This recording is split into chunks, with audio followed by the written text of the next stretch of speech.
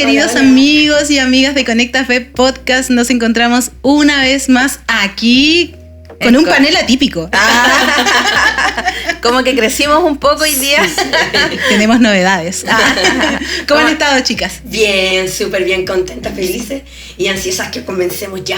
Sí, tenemos un invitado muy especial. Sí. Pero antes vamos a mencionar nuestras redes sociales.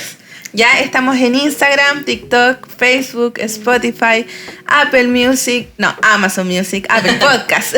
Pero usted sabe. Sí, gracias por los que se han suscrito, por los que se van a sumar. Han sido episodios muy bonitos los anteriores. Hemos estado hablando temas muy variados y nos encanta que usted comente y nos deje ahí lo que opina o lo que va aprendiendo. Siempre uno se queda con algo que le queda ahí dando vuelta. Así que agradecidos. Sí. Muchas gracias. Y estamos en el mes de septiembre. Tiqui. Eso, muy bien. Sin embargo, no podemos dejar de mencionar aspectos que son súper importantes y que se dan en esta temporada. Y me gustaría compartir una frase antes de pasar a todo lo que se nos viene con este contenido que yo creo que va a impactar cada una de nuestras vidas, ¿ya? Dice, si desde el inicio nos contaran que en la infancia se define la salud mental de un adulto, sin lugar a dudas, entonces trataríamos con más amor el alma de los niños. Y hoy por eso tenemos a un invitado muy importante. Así es, vamos a presentarlo. Así es. ¿Ya? Él es Gastón Lara Sobarzo, él es psicólogo desde el año 1998, muchos años. ¿Ya? Él trabaja con víctimas, ya ha trabajado en centros dependientes de lo que antes era Sename. Uh-huh. Hace 16 años también en un centro de atención de víctimas de la Corporación de Asistencia Judicial, ¿ya? Y hace 7 años también está ahí trabajando junto a una iglesia, en la implantación de una iglesia. Así que recibamos con un aplauso a nuestro invitado. ¿Cómo estás, Gastón? ¿Cómo te sientes en este panel? Bien. Gracias por la invitación. Cuando hablaron del tema que se iba a desarrollar, la verdad que me entusiasmé mucho porque creo que es muy necesario que hablemos de estos temas. Sí, así Están en el corazón de Dios. Así que muchas gracias por la invitación. Sí, bueno. Justamente eso, Conecta Fe busca conectar la fe a esas realidades y no que se nos haga tan lejano, simplemente como una idea, una utopía la fe o llena de tantos mitos, sino que realmente saber que hay un Dios cercano para nuestras vidas. Exacto. Pero queremos aprovechar al máximo tu contenido porque sabemos que hay un contenido intelectual, hay un contenido de experiencia, hay un contenido de poder vivenciar junto a las personas que han estado bajo tu atención. También has visto lo que ellos han vivido. Y de alguna manera queríamos comenzar este tiempo como Mimi está haciéndome señas. Con nuestra tradición. O sea, y todavía se me olvida. Así adelante. No, Gastón, queremos regalonearte. Sí. Nosotros tenemos esta costumbre de al principio regalonear a nuestros invitados. Sí. Así que a través de este presente te decimos muchas gracias por estar junto a nosotros. Sí, wow. Un aplauso. Que lo abra. Sí, por favor. Wow. Sí, para tu café, tu para lechecita. Que nunca nos olvides. Con mucho cariño. Con mucho cariño de parte del equipo. Y bueno, ahora a lo que vinimos, ¿no? Dejémoslo aquí. No se me... Ya. Sí. Ahora sí, con todo. Queremos comenzar con la siguiente pregunta y también ya nuestra audiencia va a identificar un poco de qué se va a tratar la temática del día de hoy, ¿ya? ¿A qué hacemos referencia, Gastón, cuando hablamos del trauma complejo y cómo este afecta en el desarrollo en las diferentes etapas que vive el ser humano? Sí, a ver, cuando empiezo a trabajar con víctimas, hablábamos de lo que es el estrés postraumático. Y a veces teníamos que explicar que este estrés postraumático no se superaba por distintas razones. Lo que ocurre es que cuando una persona es víctima de un delito violento, y hoy día tal vez vamos a hablar un poquito más, ¿no es cierto?, de agresiones sexuales, la persona experimenta un trauma y a eso se le llama, ¿no es cierto?, estrés postraumático. ¿Por qué? Porque quedan secuelas. Entonces, ahí está la necesidad de no recordar, pero hay dificultades, ¿no es cierto?, para dormir, porque hay pesadillas, la persona evitaba lugares que le van a hacer recordar lo vivido, pero hace ya un tiempo se agrega, como un diagnóstico, al que se le agrega la palabra complejo. ¿Ya? Y eso ya como que resuelve este tema que se veía, que como que este estrés, porque el estrés postraumático debería superarse al cabo tal vez de un periodo más breve, pero estas personas están quedando con secuelas que van a permanecer 3, 5, 10, 15 años, y a eso ya se le llama estrés postraumático complejo. ¿Ya? Y hay algunas, tal vez no vamos a hacer como el diagnóstico diferenciado, paso por paso, pero, por ejemplo, una de las dificultades que tiene una persona que tiene estrés postraumático complejo es la desregulación emocional. Entonces, claro, tenemos una personita, tal vez que está terminando la básica, en la media, y que describe que está en medio de la clase y empieza a sentirse como agitada, nerviosa, empieza a pensar que los compañeros se van a dar cuenta que tiene una reacción, le da mucha vergüenza, pide permiso para ir al baño, los profesores dicen que ya a la corte que no vaya, entonces sale, llaman a los inspectores. Entonces esta percepción, esta sensación de que yo no puedo regular mi ánimo. No puedo controlar. Y va a tener muchas otras dificultades al momento de hacer amistades, al momento de enfrentar a los papás en una no sé, cualquier niño de 12, 13, 14, 15 años, jovencito, va a tener en un momento una diferencia de opinión, un permiso, una salida, el que no me dejaron usar el celular. Y si a la base está teniendo la desregulación emocional, todo se nos complica. Entonces empieza como a haber, ¿no es cierto?, una idea en torno de que es problemática, que es problemático. Y entonces ya no es solo enfrentar este recuerdo que me molesta, sino que también se complejiza toda la adaptación, todas las tareas propias de cualquier jovencito. Ahora, esta desregulación no se nos acaba muchas veces, ¿no es cierto?, tal vez con un proceso de maduración que podría haber sido normal, 17, 18, 19, 20 años. No, porque ya tenemos que la persona empieza a tener 22, 24, 26 años y todavía tiene dificultades para regularse. Eso, no sé si fue para no... se vuelve afecta totalmente las siguientes etapas. Claro, sí. Entonces, como estrés postraumático complejo. Ahora, también hay otros síntomas, hay otras cosas que se pueden ir mencionando, pero yo creo que ese es hoy día el que tal vez vamos a resaltar por lo complejo que significa. Sí, justamente. Y ahí cuando, tiene mucho sentido, porque ya cuando hay se parte desde una base que ya está dañada, entonces todo lo demás ya no es como debiera ser, digamos, en las etapas normales que uno va pasando en la vida. Es como si perdiera su fluidez. Claro, es como si algo siempre estuviera ahí saliendo al paso. Claro. Entonces, dentro de esto, desde esta mirada, como qué tipos, ya entrando en materia directa, ¿qué tipos de abusos existen hoy? ¿Hay alguna forma de poder clasificarlo? ¿Y qué es lo más difícil de abordar de esto? Sí, las agresiones sexuales, claro, ¿cierto? Podemos diferenciar lo que es ¿no es cierto?, el abuso sexual, ya a veces con contacto físico, sin con contacto físico, la violación, el estupro, cuando por ejemplo una jovencita de 15 años es manipulada por un profesor, por un adulto que tiene influencia sobre, entonces llegan a tener una actividad sexual, ese delito se llama estupro. Ahora, afortunadamente en Chile, antiguamente la edad del consentimiento para las mujeres era a los 12 años y para los hombres a los 14. Entonces, cuando yo trabajaba por el año 98, 99, 2000, había una señorita de de 12 años, una niña de 12 años, que tenía una actividad sexual, entonces el agresor podía llevarla a la notaría, recuerdo muy bien, un regalo, y decía que estaban pololeando. Entonces no era agresión sexual. Sí. En cambio, en algún momento, afortunadamente en nuestro país, se sube, como que se nivela igual que los hombres. Y con mucha polémica.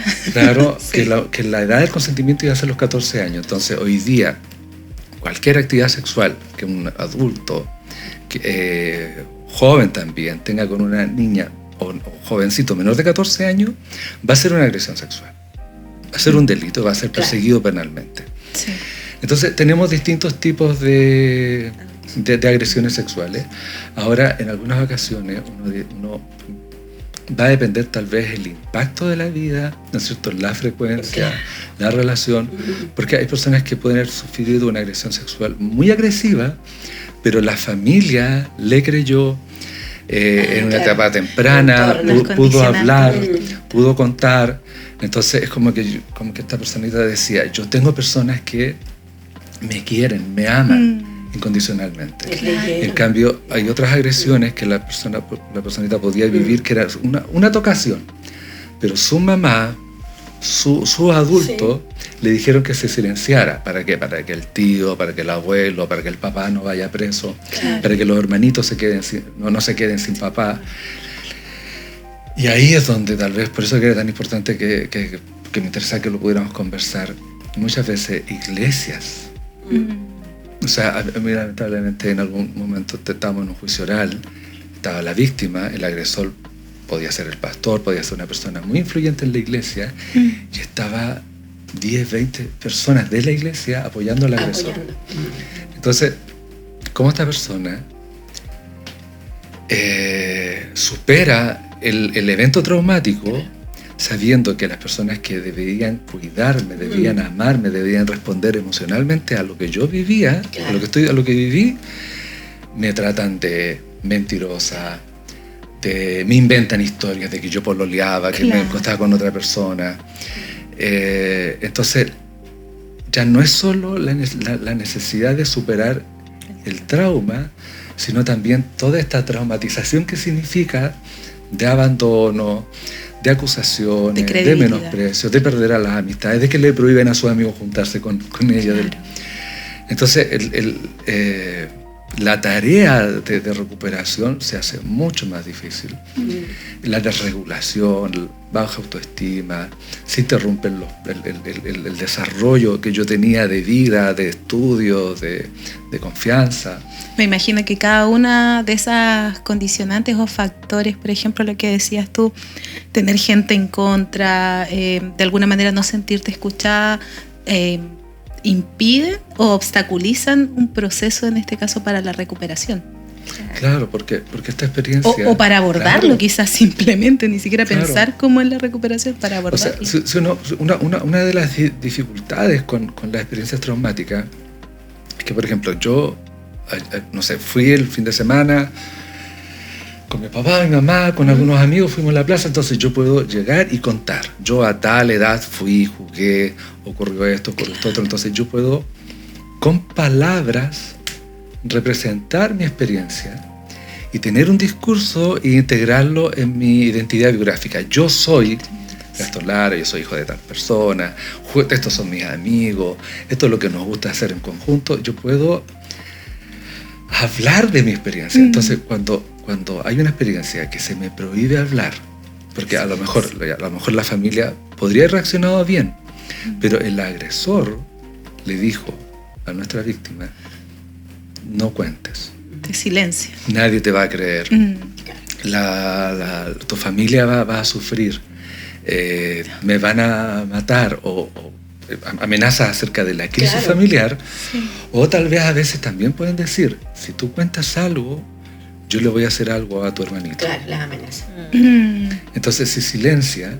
Y te responsabiliza de todo. Claro. Entonces yo no puedo hablar de mi experiencia, no puedo traer en mi identidad biográfica acerca de quién soy esto.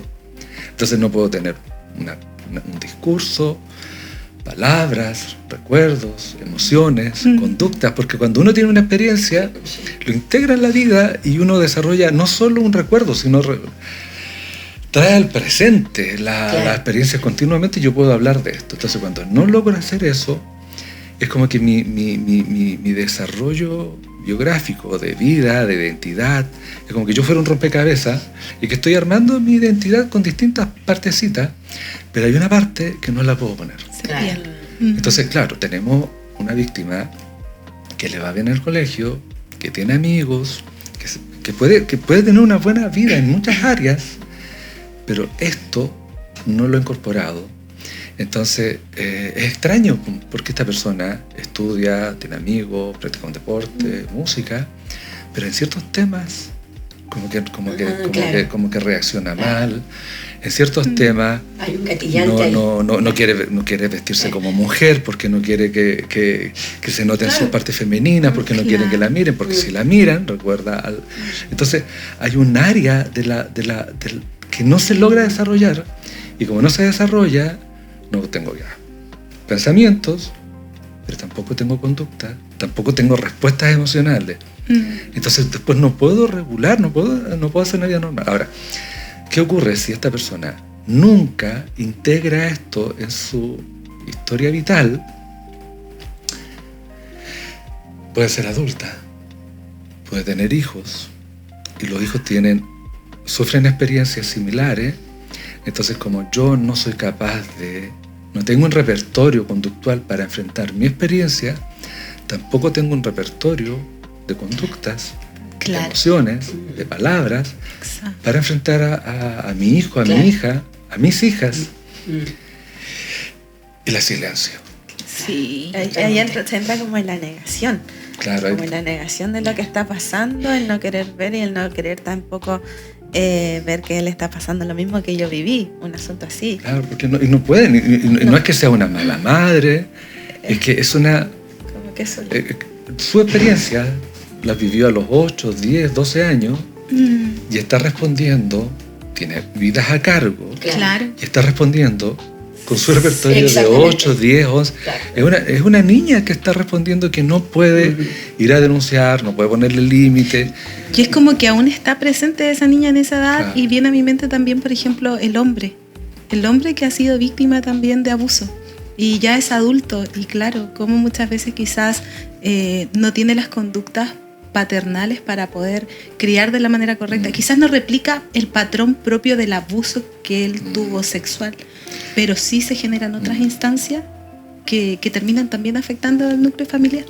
Claro, porque este hombre no tiene habilidades tal vez para responder emociones, para entregar calidez, para tolerar que los hijos lo están frustrando. Y como no se regula, responde agresivamente, evitativo, llega tarde. En nuestra cultura cristiana evangélica se le juzga de que un mal sacerdote del hogar, porque no nutre, porque mi papá solo provee, solo trae dinero, pero es un mal, como que no tiene habilidad, como que no tiene como esas habilidades que debería tener. Y aún tristemente de manera social en la cultura, como que estas cosas antes las personas más mayores lo silenciaban, o incluso tristemente decirlo, pero se normalizaban. O sea, tenemos, como sociedad, es muy frecuente la agresión sexual. O sea, yo creo que no hay familia que pueda decir, no, en mi familia no hay un tío, un primo, una sobrina. Es mucho. Entonces, lamentablemente, como esto no se denunciaba, yo recuerdo una vez haber escuchado una expresión que alguien que era una persona profesional, inteligente, esto lo escuché hace más de 20 años, de que luego me dijo, ¿cómo vamos a llevar a la justicia mundana algo que ocurrió en la iglesia? Claro. Entonces, como que en la iglesia esto había que resolverlo, o sea, se ponía en disciplina al agresor sexual, un año no podía predicar y después seguía. Claro, había mucho castigo. Mira, justamente, Gastón, hablemos un poquito de esta sociedad caída, ya por decirlo de alguna manera, en un mundo caído. ¿Cómo podríamos asociar este concepto a la decadencia, que experimenta la sociedad hoy en día ante estos abusos inconcebibles, porque no hay cómo nombrarlo, cómo decirlo, o sea, no tiene nombre, por decirlo de alguna manera. Sí. Claro, a veces, a ver, porque, por ejemplo, hay doctrinas que, claro, para uno como creyente, sí, uno está ayudando a plantar una iglesia, claro, hay doctrinas que son muy lindas, pues, la gracia, la expiación, ¿no es cierto? Todo lo que es las buenas noticias del Evangelio. Pero a veces a mí me hablan del infierno, yo digo, no me hagan hablar de eso porque es una doctrina. Digo, Señor, ¿por qué tiene que haber un lugar de castigo? Pero yo ahí es donde yo digo, sí. Yo con estos temas digo, sí, claro, hay un castigo. La humanidad está en la caída, ¿no es cierto? Entonces, sí, en el mundo hay una sexualidad corrompida. Ya, entonces lo entendemos que donde no hay luz, donde no hay gracia, donde el Señor no está, estas cosas van a ocurrir. Y que va más allá de asistir o no a una iglesia o a una institución religiosa. Ahora, lo triste es cuando vemos que en un mundo religioso, ¿no es cierto? A veces se nos hacía muy fácil de decir, pucha, hay sacerdotes. Desde una mirada tal vez de una iglesia, ¿no es cierto?, evangélica, decimos, ¿no?, la iglesia católica, tantas cosas ocurrieron, pero nos duele tanto que dentro de iglesias evangélicas donde estamos abriendo las escrituras, donde estamos hablando de buscar al Señor, la dirección del Espíritu Santo, ocurren estas cosas. Entonces, yo tengo en la memoria muchas situaciones, iglesias muy bien tal vez como reguladas, con pastores, claro, con pastores de trayectoria, con pastores que van a un seminario bíblico. Son muchas iglesias, muchas historias. Acabo de escuchar ayer que tuve un encuentro en Concepción de un pastor con muchas víctimas en otra región. En nuestra región, hoy día nosotros como el Centro de Atención a Víctimas de Delitos Violentos de la Corporación de Asistencia Judicial, donde trabajo, tenemos varios imputados, pastores, con varias víctimas o figuras que de alguna manera tienen a cargo en la iglesia la predicación, la exposición bíblica. Entonces, ¿qué pasa ahí? ¿Qué pasa? El Señor dijo que hay trigo, ¿no es cierto? Y también hay. Pero yo diría tal vez, porque es súper claro decir que hay agresores sexuales, narcisistas, que pueden llegar a una comunidad cristiana y decir, yo soy creyente, yo fui cambiado, ser elocuente, muy narcisista, y instalarse entre nosotros y agredir. Pero también hay agresores sexuales que tal vez no eran estos depredadores que buscan dónde encontrar víctimas, sino que son personas que a lo mejor sí tuvieron una vida relativamente normal, intentaron ser honestos, pero tal vez, y ahí es donde hablamos de la caída, o sea, nosotros los creyentes todavía no hemos sido glorificados, todavía luchamos con el pecado, con la tentación, con debilidades. Entonces, muchas veces encontramos a creyentes que están luchando con la pornografía, están luchando con fantasías sexuales, con tentaciones en el área de la sexualidad. Y es como que podemos, ¿no es cierto?, apoyarlos para buscar la santidad, para dejar malos hábitos. Claro. Pero también tenemos hombres que de alguna manera tal vez no eran agresores habituales, pero por ejemplo llegan a una cierta edad donde tal vez todavía tienen una sexualidad en su mente, pero su cuerpo ya no los acompaña, tal vez como matrimonio, podemos tener adultos mayores. Y Y tenemos que poner cuidado. Claro, tenemos que siempre. poner cuidado. Porque, por ejemplo, Siempre. no puede ser que una persona, claro, tú tienes a tu abuelo, tu padre, tu pastor de muchos años, y no puedes llegar con tu niña que ya tiene 9, 10, 11, 12 años, duerme con el abuelito. No, porque en la noche esta persona puede estar soñando, puede, a lo mejor queda un margen ahí de duda, puede despertar un impulso que tal vez él nunca pensó tenerlo, pero puede surgir ahí. O sea, no quiero decir que no quiero justificar, porque esa persona, aunque no haya sido un depredador, aunque nunca haya tenido en su vida idea de agredir sexualmente a alguien, pero igual va a ser culpable. Claro, hay factores y hay instancias, claro, que hay que cuidar. Entonces, que yo creo que resumiendo un poquito, es importante saberlo igual, porque están, como mencionaba, estos depredadores ya declarados que están con la intención ahí, digamos, al instante, pero también están estas otras personas que se ven envueltas en situaciones y justamente tienen áreas débiles que son muy fuertes. Y como mencionaba, estamos como seres humanos todavía en este planeta, carne y hueso. Entonces también es un llamado, encuentro yo, a poder cuidar la infancia, a poder cuidar estas personitas que están en formación, y de poder tampoco, como mencionaba, no es justificar, pero también uno debe ser sabio en ese sentido, de ver en qué condiciones están las personas, de que ya hay cosas que ya no se pueden, que hay que poner límites, que hay que cuidar, que hay personas que están en un desarrollo, que hay distintos gatillantes que se pueden dar sin tener una intención previa o algo planificado. Claro. En cuanto a eso, Gastón, hay una pregunta que no queremos perder, y quizás vamos a hacer un poco... invertir algunas preguntas. Vamos a hacer algunos cambios, pero en función de realmente profundizar en ese aspecto, lo que tú decías, los tipos de agresores que existen, y dándole continuidad a este tema que nos estás hablando. Es importante como ilustrarlo, justamente, darnos ese tiempo y hacer preguntas que son importantes en esta respuesta. Así que, sí. Por favor. O sea, tenemos al pedófilo, ya, y por eso que es bueno que en nuestro país haya un registro nacional de agresores sexuales. Sí. Entonces, que se les prohíbe trabajar con niños. Entonces, las iglesias también podemos tener acceso a los seminarios bíblicos, a esa...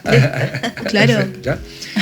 Pero recordemos que, por ejemplo, hay periodos que son críticos. Un jovencito de 12, 13, 14, 15 años, a veces puede tener curiosidad sexual. Entonces, en algunas ocasiones, exploran sexualmente chicos con chicos, 12, 13 años a veces. Claro. Pero también a veces tenemos agresores juveniles que no van a ser pedófilos, pero en su curiosidad sexual tienen conductas agresivas, adecuadas. Hacia su hermana, hacia una sobrina, una prima, niñas de la iglesia. Entonces, la responsabilidad penal juvenil comienza de entre los 14 y los 18 años. Es muy frustrante para las víctimas porque, por ejemplo, si una víctima es ya de un adulto, hoy día no hay prescripción. O sea, yo voy a poder perseguir a este adulto este año, en 10 años, 15 años, no va a haber prescripción. Pero los agresores sexuales juveniles prescribe muy rápido. Entonces, si el agresor tuvo 15 años, la niña tuvo 13, 12, la denuncia a lo mejor la va a hacer en 2, 3 años después, ya no se va a poder perseguir criminalmente.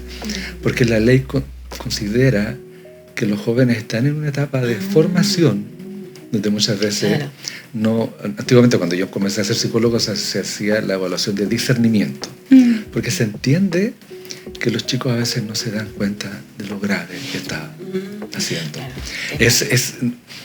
No es por justificarlos, pero los lolitos lamentablemente todavía su pensamiento moral, su empatía, entonces también es protegerlos a ellos, decirles, chicos, si algún día tú tienes, o sea, si yo tengo un hijo, un sobrino, tiene 10, 11, 12 años, con tiempo decirle, tú algún día va a haber un despertar sexual, si tú tocas a otra niña, eso está mal. Claro. Y eso cuando lo hacen los más grandes es un delito, la gente se va a la cárcel, para que los chicos cuando tengan esta curiosidad, esta exploración sexual, les advertamos que está mal, que eso no se hace. El problema es que hoy en día la influencia mediática, aún televisiva, y vienen a mi mente series tan comunes que están hoy en día que efectivamente promueven este tipo de situaciones, relaciones entre hermanos.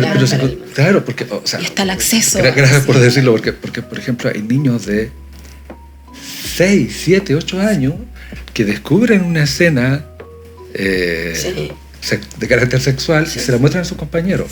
Entonces a lo mejor una familia ha sido sumamente cuidadosa, pero el niño está en el jardín, en kinder, en primero básico, y va un compañero y le muestra las imágenes y hay un despertar. Entonces lo que hablamos adelante, yo mis experiencias tengo que entenderlas con palabras, emociones, y a esa edad, ¿cómo se explica esa experiencia?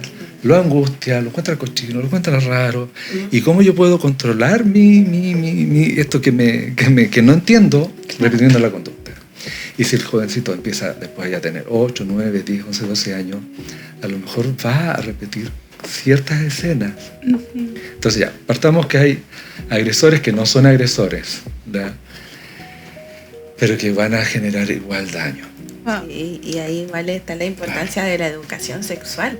O sea, yo creo que ese es un punto importante también porque justamente, o sea, nosotros podemos educarlos en casa, darles una base, o sea, adaptado a su edad, obviamente, porque si no, lo descubren así, de esta forma, y no van a tener la capacidad de decir, esto no está bien, o sea, esto no es lo que me habló mi mamá, no es lo que me enseñó mi papá, sino que van a quedar eso como primera información.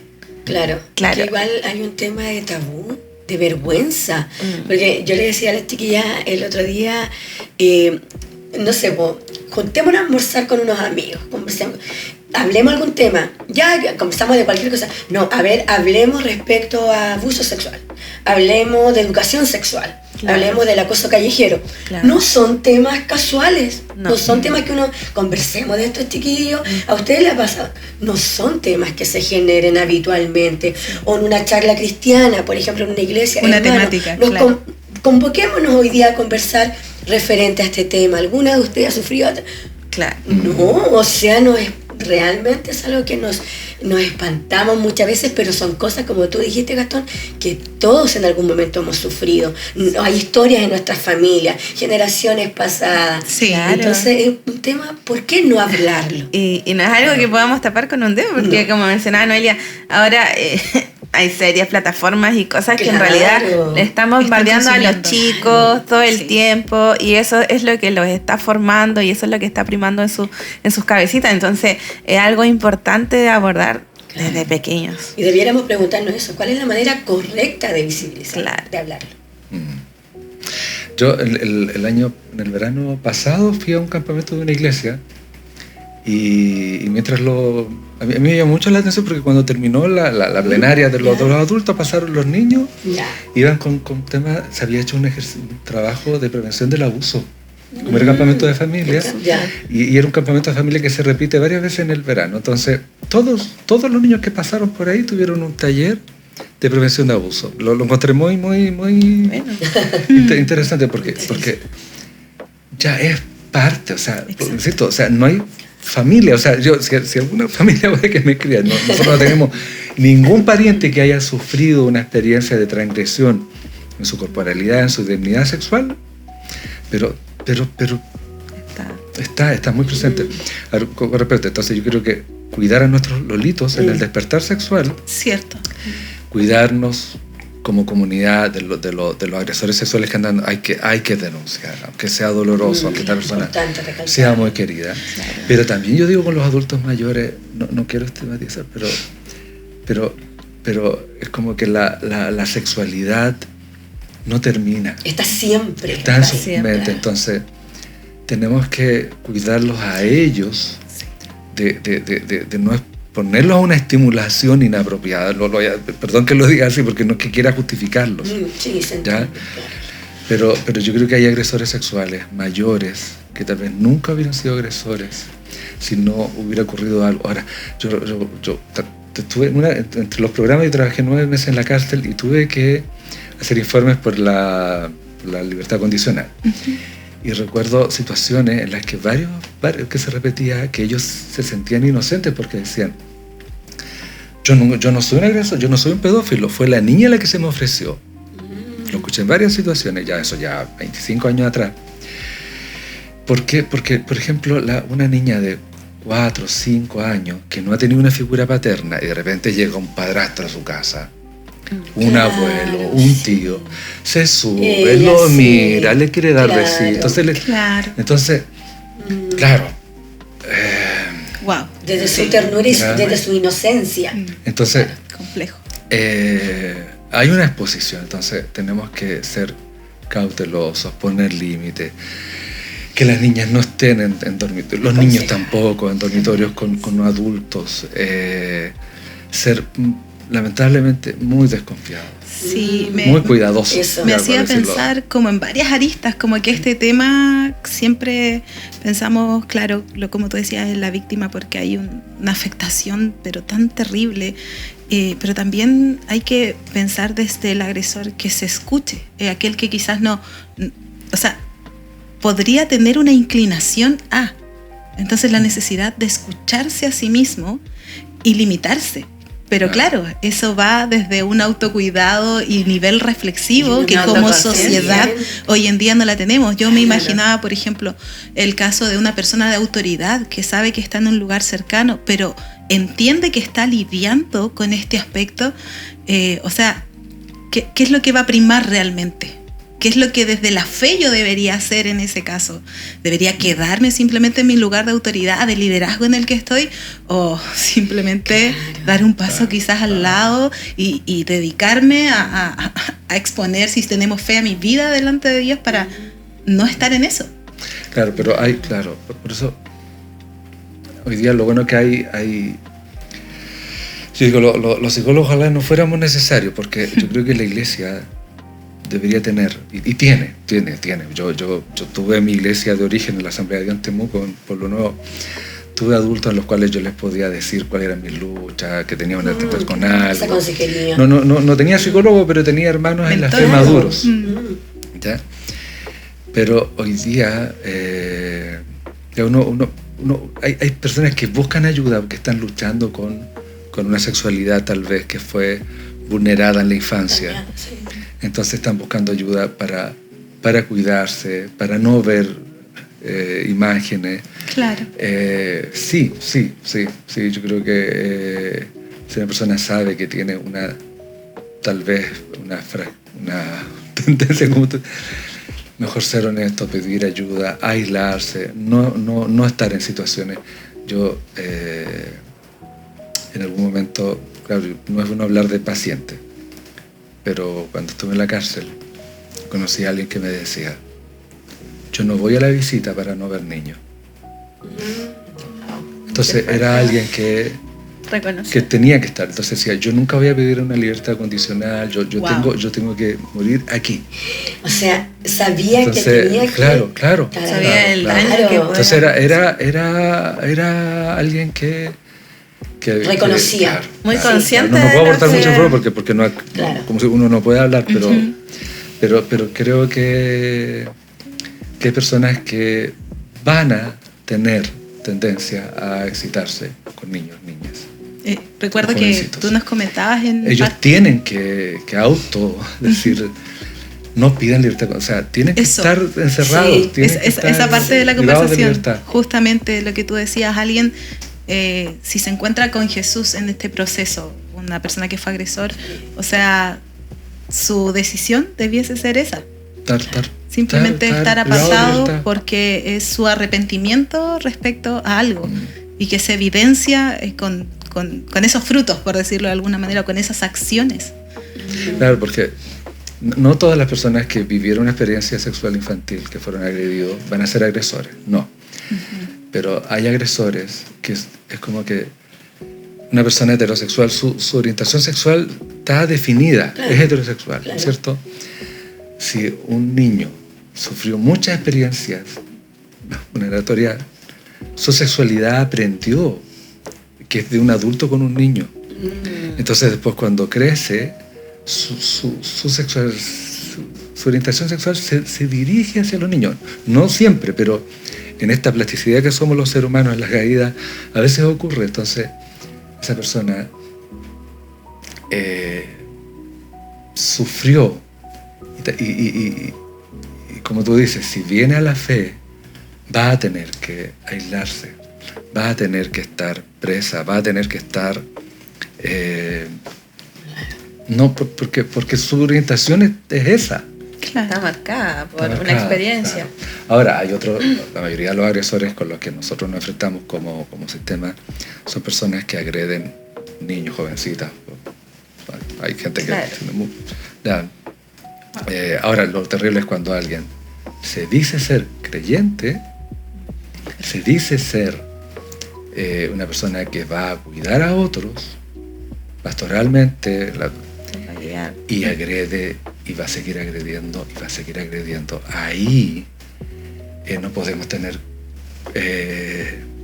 claro, no se puede transar, claro, y tampoco se puede espiritualizar todo, tener este lenguaje como que le entró el diablo, claro, o sea, como que fue ven, arrepiéntete, Jesucristo te perdona y vamos.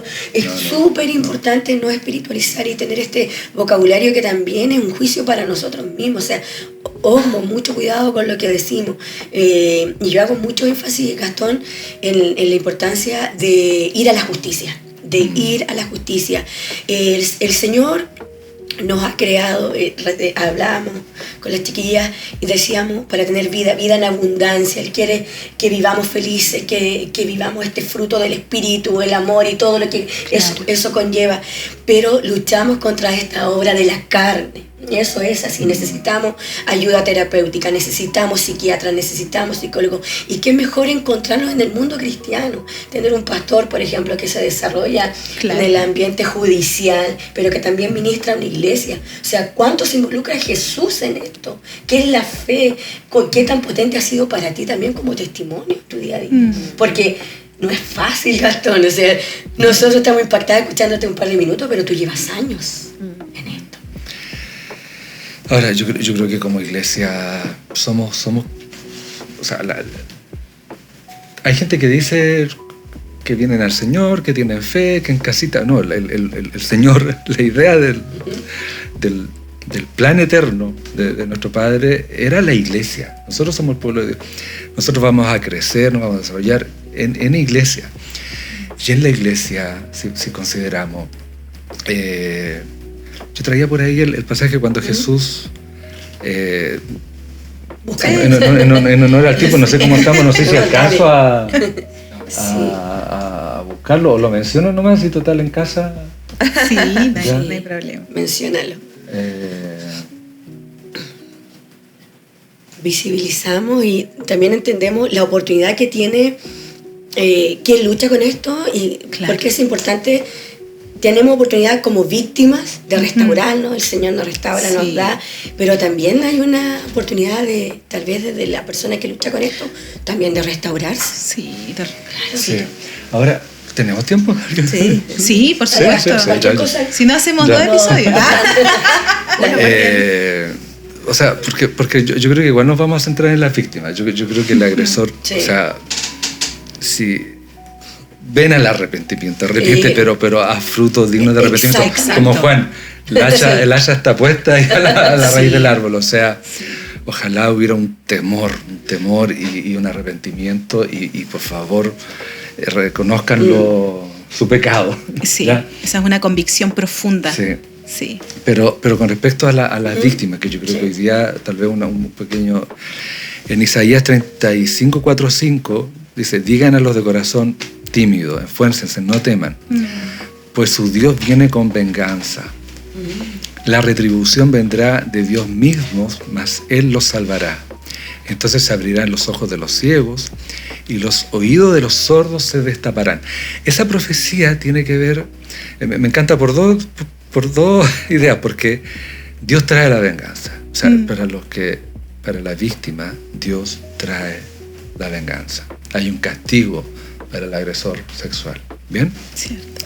Pero también hay una profecía que decía, entonces se abrirán los ojos de los ciegos y los oídos de los sordos se destaparán. Y me voy a quedar con la última idea de los sordos se destaparán. Porque Jesús se encuentra con un sordo, ¿no es cierto?, y tartamudo en Marcos 7 y le llevaron, ¿no es cierto?, un sordo y tartamudo y le pidieron que pusiera su mano sobre él. Jesús se lo llevó a un lado aparte de la gente, le metió los dedos en los oídos y con saliva tocó su lengua. Luego, mirando al cielo, suspiró y dijo al hombre, efata, es decir, ábrete. Y ahí ocurre el milagro. Entonces, ¿por qué lo resalto? Porque el Señor que está con nosotros, Él nos dio ejemplo de comunicación con alguien que no tenía lo que hace ratito hablábamos. La víctima no puede tener un discurso de su experiencia porque lo negó, como mencionas tú, o lo disoció, como que dividió su capacidad para traer experiencia. Entonces, este sordo mudo y tartamudo, él no podía escuchar historias, explicaciones, tener buena autoestima. Claro. Él no podía comunicar sus experiencias infantiles, haber generado un discurso en palabras acerca de cómo fue mi niñez, mi juego. No tenía, no podía. Entonces, era como un imposible para que él conociera y comprendiera quién era Jesús. Entonces, el resto lo traen y le dicen a Jesús que le ponga la mano encima, que lo sanara. Claro. Pero es nuestra expectativa. O sea, nosotros tenemos víctimas que van a llegar a nuestra iglesia y que tenemos la expectativa. Jesús, ven, pon la mano encima y sánala. Entonces, el día de mañana, con un milagro, vamos a tener a alguien que danza, baila, habla, es feliz, regula emocionalmente, porque nosotros tenemos una expectativa con respecto a cómo Jesús tiene que actuar con la víctima. En cambio, Jesús, ¿qué hace con él? Se lo lleva aparte y mete su dedo en la oreja y con saliva toca su lengua. Entonces le dice, no podía decirle, yo te voy a sanar, yo soy el Mesías, tú eres esto, otro. No, le mete el dedo en la oreja. O sea, él sintiendo en su oído una tocación, porque como no podía escuchar. Entonces Jesús se comunica con él de la única manera como podía él recibir la comunicación de Jesús. Es un encuentro tan... Entonces, y después Jesús, la lengua no es cierto, pero después Jesús mira al cielo y gime. Y gime, entonces como diciendo, mira Padre, mira. Entonces nosotros como iglesia tenemos un modelo del Señor, que nosotros no podemos pretender que las víctimas de un día para otro van a ser personas que integran emocionalmente. Claro. A lo mejor van a ser 1 año, 2 años, que porfían, que no regulan, que dicen, ustedes acá en la iglesia son pesados, son aquí, son allá, nadie me quiere, nadie me saludó, no vine 2 semanas, no recibí ninguna llamada, porque no regulan, porque tienen características que son que han sido más difíciles para ellos enfrentar un crecimiento personal. Entonces, afortunadamente Jesús los sigue llevando aparte. Tal vez nosotros no podemos menospreciar lo que está ocurriendo en su cuarto, en su intimidad. Ahí el Señor se está comunicando. El otro día no puedo contarlo pero escuché una historia tan hermosa de alguien que es un milagro, cómo escuchó la voz de Jesús cuando en un momento muy difícil. Entonces estaban solos. Entonces Jesús sigue llevando aparte a la víctima y tiene un trato personal. Entonces nosotros como iglesia deberíamos ser imitadores del Señor, no esperar que todos van a ser sanados de la misma manera. Nosotros permitir que cuenten su historia. Por eso es tan lindo en la escuela bíblica que los niños dibujan a su modo, un dibujo bonito, otro dibujo. Otro dibujo más bonito. Con dientes, un niño. No podemos decirle, pero ¿por qué hiciste a Jesús con dientes? Porque todavía no están regulando su agresividad que tienen dentro. Entonces, está lindo tu dibujo, que integren, que sacan emociones. Bien, yo tenía aquí un comentario, porque en honor Siento que no han pasado ni 5 minutos. O sea, que hay una investigación que relaciona el estrés postraumático complejo. ¿Ya? Lo voy a leer cortito. Es que es una parte de la investigación. En otras palabras, existe evidencia convincente de que el estrés, el trastorno de estrés postraumático complejo refleja un mundo real y reconocible de síntomas, porque es un diagnóstico nuevo, por eso existe que puede distinguirse del trastorno de estrés postraumático por alteraciones en la autoorganización. O sea, la persona que tiene un estrés postraumático complejo vinculado a haber sido agredido sexualmente, las alteraciones tienen mucho que ver con dificultades en la autoorganización. Entonces les va a costar mucho ser aplicadito en algunas ocasiones. Han hecho un esfuerzo por tener buenas notas, su casa, pero hay un área que le va a costar siempre tal vez como organizarlo, regularlo, como el resto, ¿ya? Entonces tenemos que tener paciencia. Pero si se sitúa con proximidad sintomatológica a otros trastornos marcados por la desregulación emocional, pérdida de conciencia. Las personas dicen, yo no recuerdo la agresión, recuerdo la lluvia, recuerdo un dolor, recuerdo mi desesperación, recuerdo sensaciones, pero no logran describir la agresión sexual en sí, porque se pierde en la disociación, la memoria no funciona como normalmente funciona. Entonces nosotros decimos, será así, como que no creemos. Claro. Como que nos cuesta entender, porque no podemos comprender esa descripción. Pérdida de identidad o autocontrol, como los trastornos de disociación, depresión o adicción. Entonces, una persona adicta tiene síntomas muy similares a lo que una persona que ha vivido esto que también podría desarrollar. Entonces, si tenemos a alguien que ha sufrido una agresión sexual, que hoy día está armadita, que está trabajando, que logra ser mamá, que logra... Es un milagro.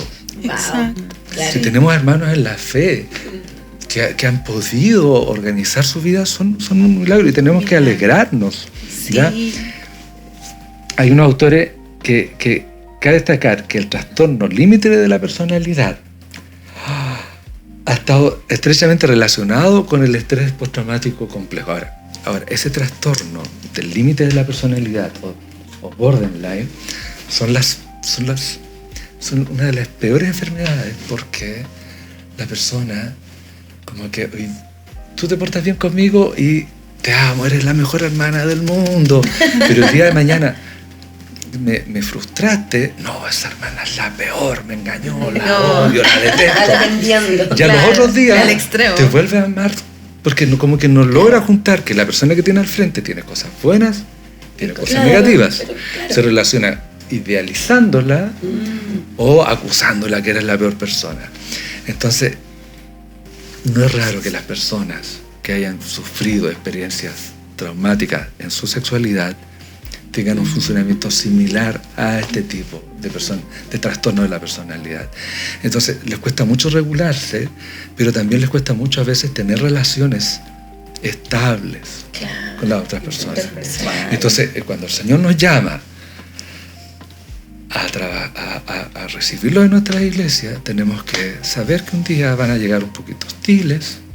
Mira. Pero es mi hermanita que yo voy a amar, o mi hermanito que yo voy a amar, y son parte de nuestra comunidad. Qué importante. Eso. Qué importante, porque a veces uno, en la iglesia uno ve distintos caracteres, personalidades, pero uno mayormente no conoce la vida de esa persona, independientemente de que lleve ahí muchos años, que seamos hermanos en la fe, muchos años, pero yo siempre digo, oye, tu hermana es media rara, como que a veces anda bien, a veces anda mal.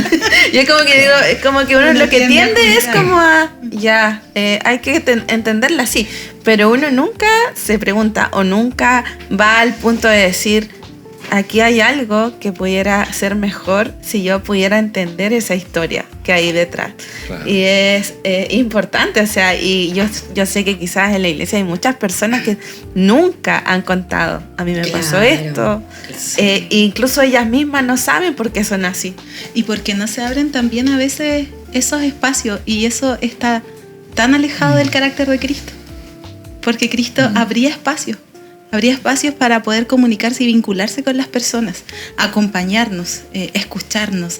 Y mientras hablaba Gastón, venía a mi mente esa palabra donde el Señor dice, vengan luego, estén a cuenta. Y siento que también hay un aspecto en lo cual nosotros debemos ser intencionales. Independiente de usted, quizás tiene fe, no tiene fe, en fin, tal vez cree una cosa, cree otra, pero hay un llamado a poder ser examinados en nuestro corazón de aquellas cosas que nos han afectado. ¿Por qué? Porque Dios no quiere que tengamos cosas pendientes en nuestra vida, sino que sean tratadas, y a través de las diferentes herramientas que hoy día podemos encontrar, tenemos también obviamente la fe que está ahí para sanar las heridas más profundas de nuestra alma. Sin lugar a dudas, Dios puede sanar las heridas más profundas de nuestra vida. Así es. Sí.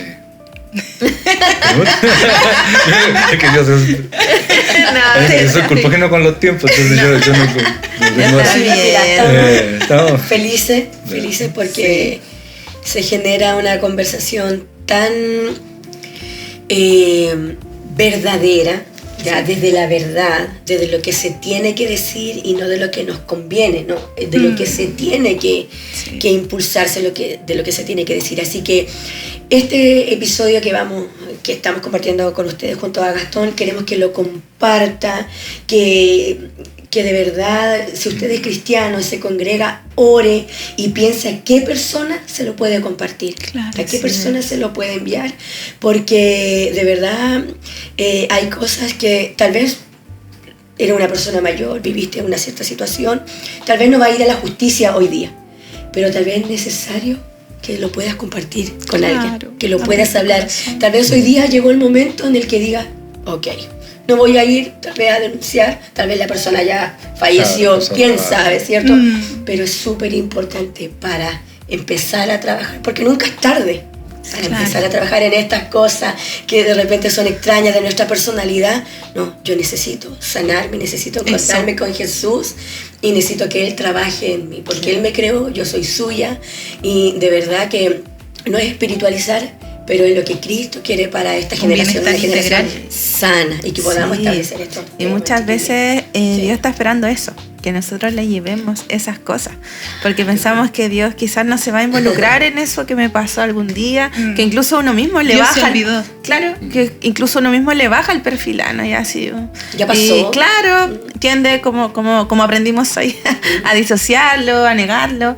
Entonces, por lo mismo, no hay un reconocimiento de que eso está, y al no haber un reconocimiento tampoco lo llevamos a Dios y decir, aquí está, o sea, pasó hace muchos años, pasó hace mucho tiempo, pero está, y hoy día genera conductas en mí, genera desbordes, genera situaciones que incluso yo mismo me veo superado, y que eso me hace luchar diariamente.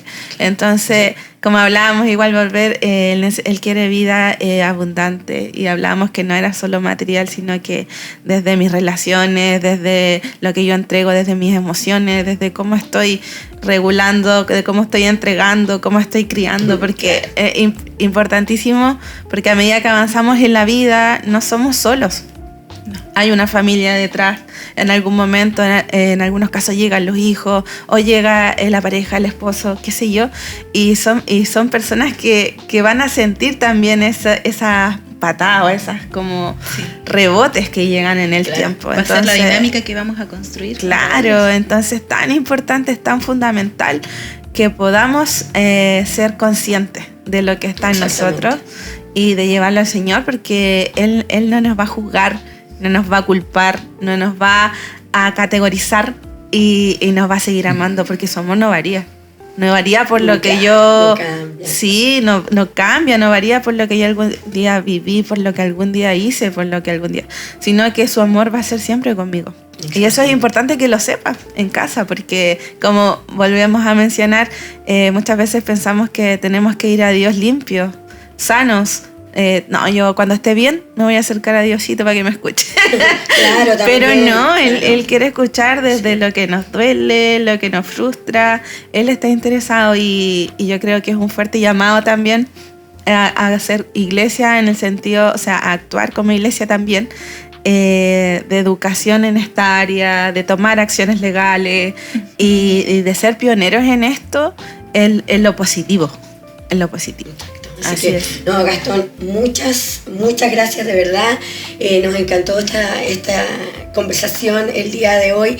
De verdad que se va a repetir. Esperamos sí. de verdad repetirlo y solamente recalcar que se puede restaurar una víctima. Sí, ¿cierto? sí, Así que si quieres decir algo más, despedirte. Yo agradecerles la invitación. Insisto, yo creo que toda nuestra familia han vivido situaciones difíciles. El Señor nos llama a imitarlo a Él. Él dijo, el Espíritu está sobre mí para. Sí. Entonces nosotros como creyentes creámosle que nos ha dado la capacidad de amar, de escuchar, de ser paciente, de perdonar. Y si una persona ha sufrido, claro, puede vivirlo delante del Señor. Señor, ¿por qué permitiste que yo viviera esto? Sí. Y Jesús le puede responder como aquel día, o sea, el Señor gime, también se duele por lo que vivimos. Pero también la iglesia es una muy buena idea. Ahí nos amamos, nos cuidamos. Ustedes mismas no son familiares, ¿no es cierto? Son amigas, son hermanas, son iglesia. El Señor pone el Espíritu Santo que habita en nosotros, es como este pegamento que une, y en esa unidad hay restauración, hay vida, hay amor, hay cariño. El Señor nos da dones para poder ser colaboradores unos con otros en lo que está haciendo en nuestras vidas. Así que gracias. Gracias. Yo no trabajaría en esto si no creyera que hay salud, hay una oportunidad de vida que el Señor nos ofrece. Hay un Dios que reescribe nuestra historia en el día a día, un día a la vez, como tú decías. No es simplemente ya, ahora, y queremos esto. Especialmente para ti que lidias quizás todavía con esto, que está ahí presente, que hay momentos emocionales altos y bajos. Te invitamos a que descanse tu espíritu, tu alma, tu cuerpo, tu corazón, tu mente, tu voluntad en Dios, en esa paternidad de Dios para tu vida. Y creo fielmente que este podcast y este episodio no nació simplemente en nuestro corazón, en nuestras ideas, sino que viene como una respuesta de Dios para tu vida. Así es. Muchas gracias. Nos vemos. Saludos Que a estén todos. bien. Chao, chao. Cariño, Nos vemos. gracias, comparte.